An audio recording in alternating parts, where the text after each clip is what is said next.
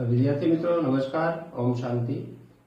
હવે 7મા ચેપ્ટરમાં મિત્રો છેલ્લા લેક્ચરની અંદર આપણે મગજની રચના વિશે આપણે અભ્યાસ કર્યો, બરાબર છે। ચેતાતંત્રમાં સીએનએસ અને પીએનએસ, બરાબર, એનો અભ્યાસ કર્યો।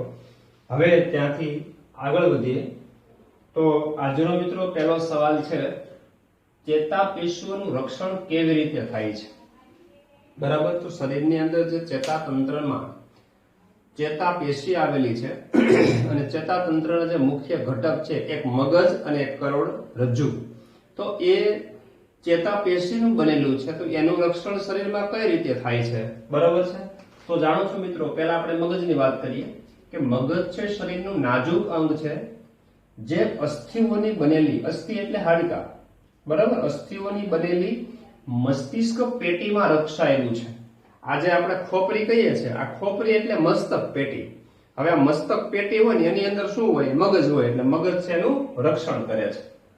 આ પેટીની અંદર પ્રવાહી યુક્ત ફુગા જેવી રચના હોય છે, એટલે પ્રવાહી ભરેલું હોય છે મિત્રો, એને મસ્તિષ્ક મેરુજળ કહેવામાં આવે છે, બરાબર છે। એ પ્રવાહીથી ભરેલી ફુગા જેવી રચના છે, બરાબર। એ પ્રવાહી શું કહેવામાં આવે છે, મસ્તિષ્ક મેરુજળ, જે મગજને રક્ષણ કરે છે। ચાલો બીજું છે કરોડરજ્જુ। તો કરોડરજ્જુ છે એ કયા ભાગે હોય, શરીરના પૃષ્ઠ ભાગે અસ્થિ અને કાસ્થિનો બનેલો કરોડ સ્તંભ છે, બરાબર છે। અસ્થિ એટલે હાડકાં અને કાસ્થિ એટલે નરમ હાડકાં, બરાબર। તો એનો બનેલો કરોડ સ્તંભ છે, કઈ બાજુ છે, શરીરની પીઠ બાજુ, પીઠ એટલે પૃષ્ઠ બાજુ, જેમાં પણ પ્રવાહી આવેલું હોય છે, બરાબર। જે કરોડરજ્જુનું રક્ષણ કરે છે આ કરોડ સ્તંભને પૃષ્ઠવંશ પણ કહેવામાં આવે છે। તો ટૂંકમાં જે પ્રવાહી ભરેલું હોય છે, બરાબર, તો એ પ્રવાહી છે એ ચેતાપેશીઓનું રક્ષણાત્મક કાર્ય છે એ કરે છે। ત્યાર પછીનો બે એવો નાનો એવો સવાલ છે, વનસ્પતિમાં હલનચલનના પ્રકાર ઉદાહરણ સહિત સમજાવો, બરાબર। વનસ્પતિની અંદર કયા પ્રકારે હલનચલન થાય, તો મુખ્યત્વે વનસ્પતિમાં બે પ્રકારે હલનચલન થાય છે, બરાબર। એક વૃદ્ધિ આધારિત હલનચલન અને બીજું છે વૃદ્ધિથી મુક્ત હલનચલન। તો બહુ સિમ્પલ ટોપિક છે મિત્રો, વૃદ્ધિ આધારિત હલનચલન કોને કહેવાય, તો કે જ્યારે બીજ અંકુરિત થાય, બરાબર, જમીનની અંદર બીજ વાવ્યું હોય, બીજનું અંકુરણ થાય, આપણે બીજ ઉગે, કોટો ફૂટે એમ કહીએ ને, ત્યારે મૂળ નીચેની તરફ અને પ્રકાંડ ઉપરની તરફ જાય છે। સીધી વાત છે, આ છોડ છે તો પ્રકાંડ ઉપર તરફ જાય, મૂળ છે નીચે તરફ જાય છે। તો અંકુરિત છોડની દિશાસૂચક ગતિ વૃદ્ધિને કારણે હોય છે। દિશાસૂચક ગતિ એટલે શું મિત્રો, કે ભાઈ પ્રકાંડ છે એ ઉપર તરફ જ વૃદ્ધિ પામે અને મૂળ છે એ નીચે તરફ વૃદ્ધિ પામે, તો આ ચોક્કસ દિશાની અંદર વૃદ્ધિ થઈ, બરાબર છે। તો વૃદ્ધિ થઈ એ ગતિ થઈ ને, નાનો છોડ હોય, બરાબર છે, પણ જેમ જેમ જેમ જેમ ઊંચાઈ વધતી જાય છે એમ એ ગતિને કારણે, પ્રકાંડની ગતિને કારણે, બરાબર, હાઈટ છે એ વધતી જાય છે ઉપર તરફ અને મૂળની જમીનની અંદર તરફ। અચ્છા, જો તેની વૃદ્ધિને અવરોધવામાં આવે તો આ ગતિ થતી નથી। હવે સીધી વાત, ચાલો વૃદ્ધિ ન થાય, છોડની વૃદ્ધિ ન થાય તો ગતિ છે એ અટકી જાય છે। તો આને વૃદ્ધિ આધારિત હલનચલન કહેવાય, કે ભાઈ વૃદ્ધિ થાય છોડની અને હલનચલન થાય। પછી વૃદ્ધિથી મુક્ત હલનચલન, બરાબર, કોને કહેવાય, વૃદ્ધિથી મુક્ત હલનચલન થાય છતાં વૃદ્ધિને લઈને કોઈ લેવા દેવા નથી।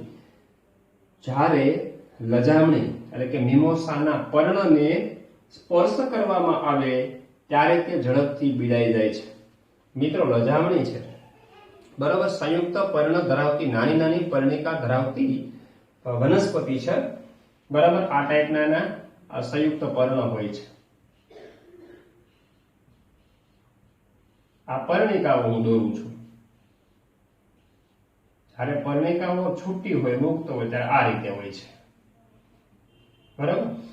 હવે જેવું આ લજામણીના છોડને આ પર્ણના ભાગે આમ જેવું સ્પર્શ કરવામાં આવે એટલે તરત જ આ પર્ણ છે બીડાઈ જાય છે, બરાબર। પર્ણ બીડાઈ જાય એટલે આવી સ્થિતિમાં તરત પર્ણ આવી જાય, પર્ણિકાઓ છે આમ બીડાઈ જાય, ભેગી થઈ જાય, આવી સ્થિતિ થઈ જાય, બરાબર છે।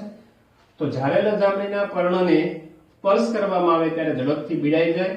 આ વનસ્પતિના પર્ણો સ્પર્શની ઉત્તેજના સામે ખૂબ જ ઝડપથી પ્રતિચાર આપે છે।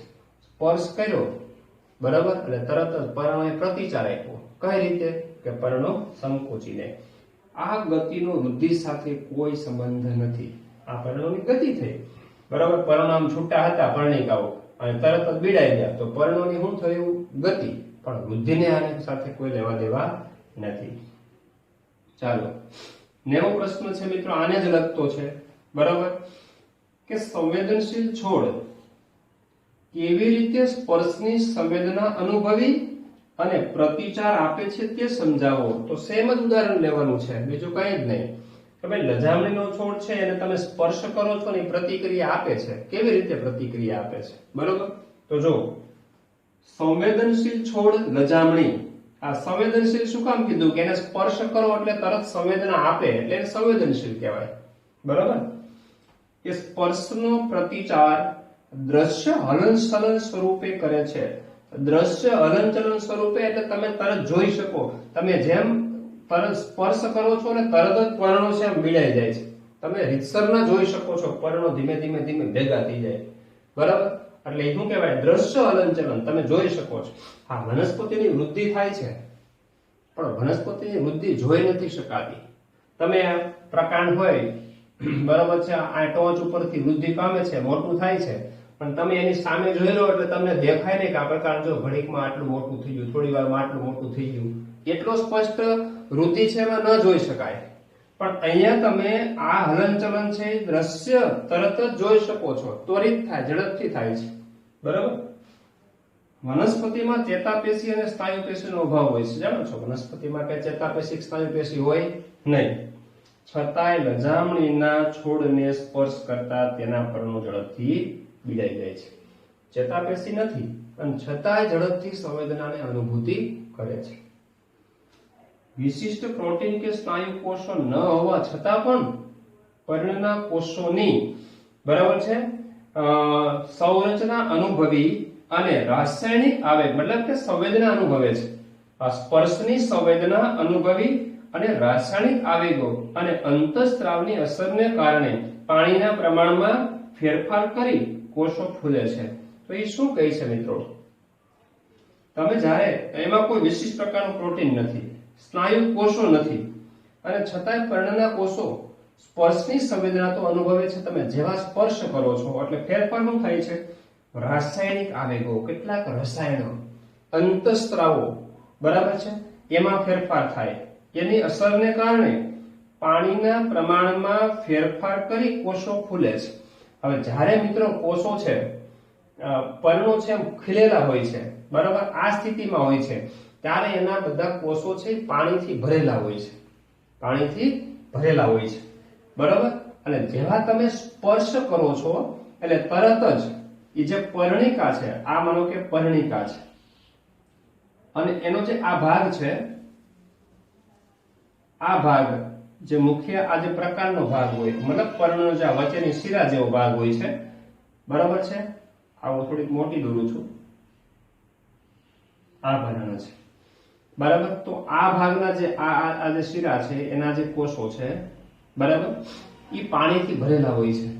તો એ કોષો પાણીને ગુમાવે, ત્વરિત પાણીને ગુમાવે એટલે આ જે પકડ હોય, જે મજબૂત હોય છે, આમ સીધું પર્ણ હોય છે, એ પાણીને ગુમાવી દે એટલે આ પકડ છે ઢીલી બને છે. પાણી ગુમાવી દે એટલે એ શું થઈ જાય? એ પર્ણિકા આમ ઢળી જાય. આ પર્ણિકા છે આમ ઢળી જાય, પાણીને ગુમાવે. તો પર્ણ પાણીને ગુમાવે એટલે બીડાઈ જાય, બરાબર છે.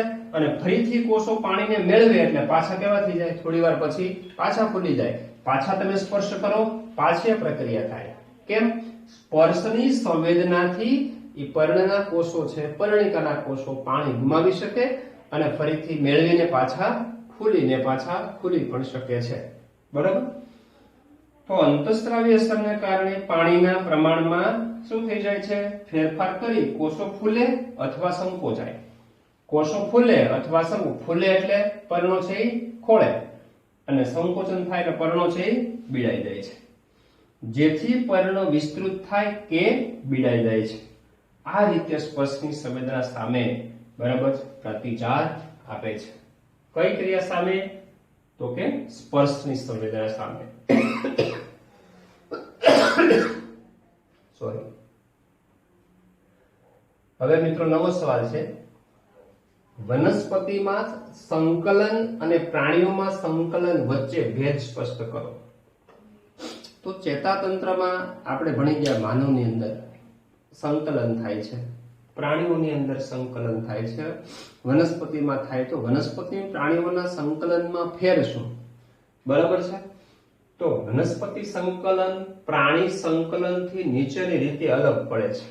હવે 3 પોઈન્ટ અહીંયા આપેલા છે મિત્રો, બહુ સિમ્પલ પોઈન્ટ છે. પહેલો સવાલ એ છે, પહેલો પોઈન્ટ એ છે કે પ્રાણીઓની માફક વનસ્પતિમાં સંકલન માટે ચેતાતંત્ર નથી.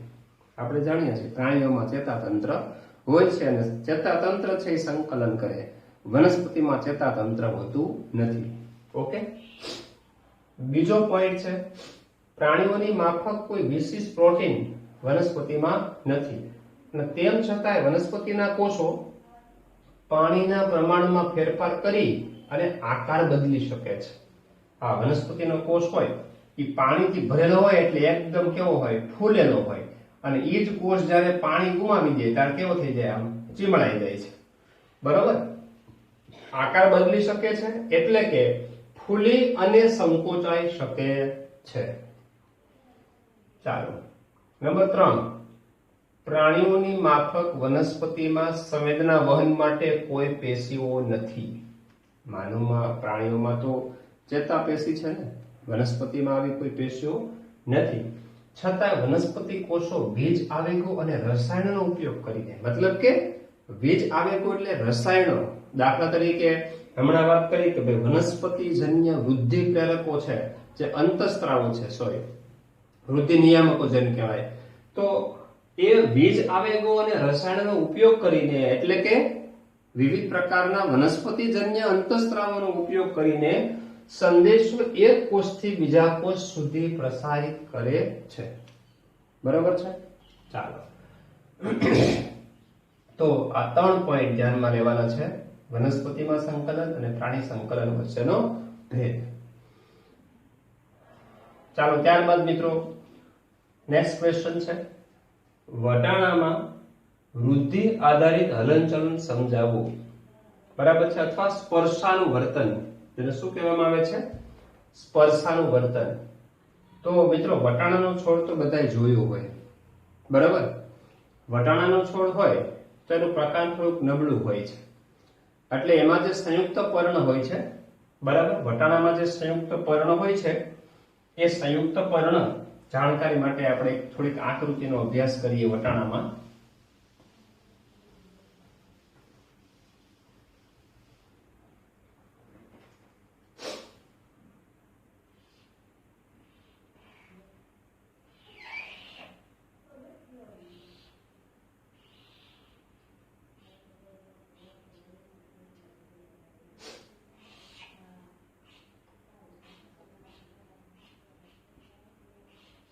વટાણામાં સંયુક્ત પર્ણ હોય છે, આ ટાઈપનું પર્ણ હોય છે.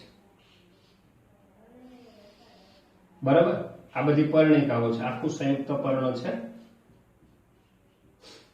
હવે વટાણામાં નબળા પ્રકાંડ હોય એટલે આધાર લઈને વૃદ્ધિ પામવી પડે. એટલે આધાર મેળવવા માટે જે ટોચની પર્ણિકા હોય છે એ આવા પાતળી દોરી જેવી રચનામાં રૂપાંતર પામે છે. બરાબર છે? હા, આને હકીકતમાં પર્ણિકા સૂત્ર કહેવામાં આવે છે. શું કહેવામાં આવે છે? પર્ણિકા સૂત્ર. આ પર્ણિકા હોય, પર્ણિકા છે, બરાબર, એનું રૂપાંતર થઈ જાય છે સૂત્ર જેવી રચનામાં, એટલે એને શું કહેવામાં આવે છે? પર્ણિકા સૂત્ર કહેવામાં આવે છે. હવે આ પર્ણિકા સૂત્ર શું કરે? તો કે વટાણા છે એ જ્યારે વૃદ્ધિ પામતા હોય ત્યારે એને કોઈ આધારની જરૂર પડે. નબળું પ્રકાંડ હોય, જેનો વેલો હોય એ સીધો ટટ્ટાર રહી ન શકે, એ તો તમને ખ્યાલ આવી જાય, કારણ કે એનું પ્રકાંડ નબળું હોય. એને જો વૃદ્ધિ પામી હોય તો એને ટેકાની જરૂર પડે, આધારની જરૂર પડે છે. કોઈ દિવાલ સાથે, કોઈ દોરી સાથે, કોઈ સ્તંભ સાથે, બરાબર, કોઈ ને કોઈ આધાર સાથે વીંટળાઈને એ વૃદ્ધિ પામે છે. આ ક્રિયાને બાયોલોજીમાં આરોહણ કહેવાય. આધાર લઈને વનસ્પતિની વૃદ્ધિ થવી, આ ક્રિયાને બાયોલોજીમાં આરોહણ કહેવાય છે. અને આરોહણ માટે વનસ્પતિમાં કેટલાક અનુકૂલન હોય છે, જેવી રીતે વટાણાની અંદર આ સૂત્ર જેવી રચના છે એ રૂપાંતરિત થાય છે બરાબર। હવે આ સૂત્ર જેવી રચના છે તમે ઘણી વખત જોયું હોય વનસ્પતિમાં કે કોઈ આ આધાર છે અને આ જે સૂત્ર જેવી રચના છે બરાબર એ કોઈ જેવો આધારને સ્પર્શ થાય એટલે તરત જ એને ગોળ વીંટળાઈ જાય। આવી રીતે જેવો કોઈ આધારને દોરીને સ્પર્શ થાય એટલે એને ગોળ વીંટળાઈ જાય। ગોળ વીંટળાઈ જાય એટલે શું થયું? આધાર મળી ગયો। હવે આ પ્રકારનું સીધું વૃદ્ધિ પામશે બરાબર, મોટું થશે મતલબ કે પર્ણો કે વગેરે છોડ બરાબર। જ્યારે આધાર મળતો જાય એમ વનસ્પતિ વૃદ્ધિ પામતી જાય બરાબર। આને આરોહણથી વૃદ્ધિ થઈ કહેવાય। તો જો વટાણાનો છોડ અન્ય વનસ્પતિ કે અન્ય આધાર પર સૂત્રોની મદદથી, આ સૂત્રાંકો શબ્દ લખ્યો છે બરાબર છે, આપણી બુક પ્રમાણે તમારે યાદ રાખવાનું છે, એની મદદથી ઉપર ચડે છે। શું કામ? કારણ કે એનો પ્રકાર નબળું હોય એટલે એને આધાર લેવો પડે બરાબર। આ સૂત્રો છે સ્પર્શ માટે સંવેદનશીલ હોય છે। સૂત્રો શેના માટે સંવેદનશીલ હોય છે? સ્પર્શ માટે। જેવો કોઈ સ્પર્શને ટચ થાય એટલે સૂત્રનો અગ્રભાગ નહીં પણ એની પાછળનો ભાગ હોય કે નહીં એ ઝડપથી વૃદ્ધિ પામે એટલે શું થાય? આધારને વીંટળાઈ જાય। આધારને વીંટળાઈ જાય। લખ્યું છે મિત્રો વાક્ય, ધ્યાનથી સાંભળજો। જ્યારે સૂત્રો કોઈ આધારના સંપર્કમાં આવે ત્યારે, હવે અહીંયા હું એક સૂત્ર અલગ દોરું છું, ચાલો આ આધાર છે। હવે આ સૂત્ર વૃદ્ધિ પામે છે બરાબર, સિમ્પલ જ દોરું છું। આ સૂત્ર જેવી રચના છે, આ વૃદ્ધિ પામે છે અને આધારના સંપર્કમાં આવ્યું। તો સૂત્ર કોઈ આધારના સંપર્કમાં આવે ત્યારે સૂત્રનો આધારના સંપર્કમાં રહેલો ભાગ, આધારના સંપર્કમાં રહેલો આ ભાગ અડેલો ભાગ છે તે એ ઝડપથી વૃદ્ધિ પામતો નથી, પરંતુ સૂત્રનો આધારથી દૂર રહેલો ભાગ હોય ને એ ઝડપથી વૃદ્ધિ પામે। અચ્છા, દૂરનો ભાગ ઝડપથી વૃદ્ધિ પામે એટલે આ ભાગ છે આગળનો છે એ આગળ ધકેલાય, આગળ ધકેલાય એટલે એ આને વીંટળાઈ જાય, આધારને વીંટળાતો જાય છે બરાબર। હા, પરંતુ સૂત્રનો આધારથી દૂર રહેલો ભાગ ઝડપથી વૃદ્ધિ પામે। આથી સૂત્રની લંબાઈમાં થતો વધારો સૂત્રને આધારની ફરતે વર્તુળાકારે વીંટળાઈ જવામાં મદદ કરે છે। કઈ રીતે મિત્રો વીંટળાઈ જાય છે? વર્તુળાકારે વીંટળાઈ જાય। વર્તુળાકારે વીંટળાઈ જાય એટલે શું થઈ ગયું? પકડ આવી ગઈ બરાબર।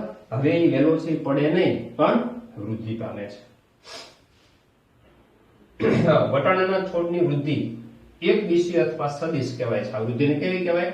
એક દિશીય અથવા સદિશ, જે ઉત્તેજના સામે ધીમો પ્રતિચારની ક્રિયા દર્શાવે છે। તો મિત્રો આ બહુ સિમ્પલ સવાલ બરાબર। હા, એવો જ એક નાનો પ્રયોગ છે બરાબર, સમજી લઈએ।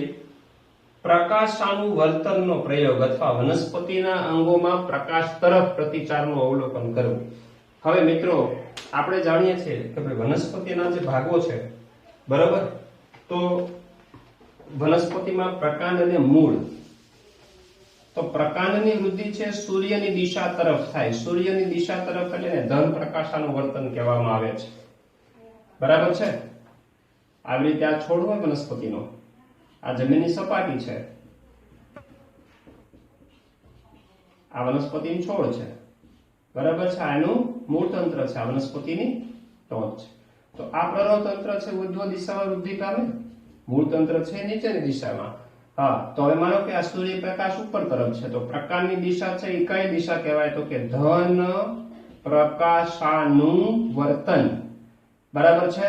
અને મૂળની વૃદ્ધિ છે એ ધન જલાનુવર્તન અથવા તો ઋણ પ્રકાશાનુવર્તન બરાબર। ચાલો, આ બધા શબ્દો મિત્રો તમને ખ્યાલ છે બરાબર। હજી વાત સ્પષ્ટ કરી દઈએ। ધન પ્રકાશાનુવર્તન, પછી ઋણ ભૂવર્તન અને ઋણ જલાનુવર્તન, પછી મૂળની વૃદ્ધિ ગણવી હોય તો ધન જલાનુવર્તન, ઋણ પ્રકાશાનુવર્તન અને ધન ભૂવર્તન બરાબર। ચાલો જો હવે શું કરવાનું છે? આ પ્રયોગની શરૂઆત આપણે કરીએ બરાબર। તો કે એક શંકુ આકારનો ફ્લાસ્ક લેવાનો છે બરાબર। એ ફ્લાસ્કમાં શું ભરવાનું છે? પાણી ભરવાનું છે। હવે જે ફ્લાસ્કનો આ જે ભાગ છે ગ્રીવાનો ભાગ બરાબર છે, એ પેલી તારની જાળી હોય એ તારની જાળી વડે ઢાંકી દેવાનો છે બરાબર। હવે શું કરવાનું છે? એની ઉપર તાજા જે અંકુરિત થયેલા 2-3 વાલના બીજને તારની જાળી ઉપર મૂકી દેવાના છે. શું કરવાનું છે? 2-3 વાલના બીજ લઈ અને તારની જાળી ઉપર મૂકી દેવાના છે. બરાબર. હવે શું કરવાનું છે? આ આવું એક પૂઠું લીધું આપણે. બરાબર. આ ઉપરની સાઈડ બંધ છે, આ સાઈડ બંધ છે, આ સાઈડ બંધ છે. બરાબર. એક બાજુથી ખુલ્લું છે. શું છે? આ એક બાજુથી ખુલ્લું હોય આવું એક આપણે પૂઠું લીધું, બોક્સ લીધું. બરાબર. હવે એ બોક્સની અંદર ફ્લાસ્કને મૂક્યો. આ ફ્લાસ્કને ક્યાં મૂકી દીધો? બોક્સને. હવે આ બોક્સને એવી રીતે તમારે મૂકવાનું છે, બરાબર, કે જેથી કરીને આ જે સૂર્યપ્રકાશ છે, બરાબર, એ આ બાજુ રહે. બરાબર. એટલે ખુલ્લી બાજુ જે છે એ બાજુ તડકો મળવો જોઈએ, સૂર્યપ્રકાશ મળવો જોઈએ, એટલે જેથી કરીને સૂર્યપ્રકાશ ખુલ્લી બાજુથી આ જે ફ્લાસ્ક મૂક્યો છે એને મળી શકે. બરાબર. હવે 2-3 દિવસ રહેવા દેવાનું. 2-3 દિવસ પછી અવલોકન કરવાનું. બરાબર. કે અને અવલોકન નોંધવાનું.